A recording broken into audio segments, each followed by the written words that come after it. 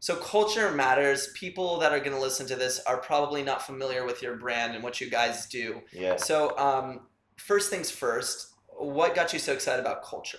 Wow. So every day from 12 o'clock to 1 o'clock, I had a business, a brick and mortar, where we started with just a vision, two, three guys, a couple sleeping bags, and this idea of a very successful business, right? Mm-hmm. Fast forward 6 months, we had these team meetings where over 25 employees would show up from 12 o'clock to 1 o'clock, not paid to be there at that time, but wanting to be there to talk about our values, to talk about what we stood for, and to learn something. We trained on the hard and the soft skills necessary for them to grow Mm-hmm. that would better the experience of that business.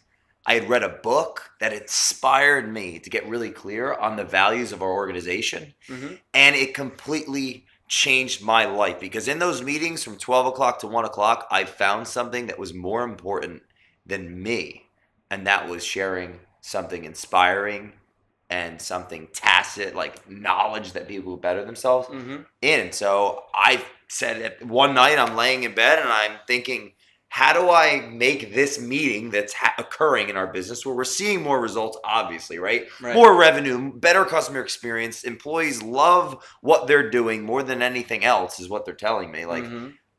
how do I do this every day? How would I teach this? And that's when the journey began. Over about four, I don't even know how many years ago that was. Was that 4 years ago almost or something like that? Sure. So that's how it all started. It started in these team meetings where people came together to learn, to grow, to listen, to share, and develop as humans. That's amazing. I love it. So even though that was a small part of your day, you said like an hour of your Yeah, it was like day, an hour. you realized that hour was the most important part, and I'm sure you lit up during that hour. It got you really excited and inspired, and you're like, that's the hour I want to expand to 24 hours of my day. Think of this conversation for the audience that's listening to it, potentially could spark a thought, inspire an emotion to drive a behavior to better their lives. Think of that as part of your employment in a company. And think of you being the manager or the leader or the employer to be able to impart that to other humans. What your life would be like. It's amazing. And so I saw a big gap in business as a whole. I'll give you an example. The average Fortune 500 company trains their employees less than 10 hours a year.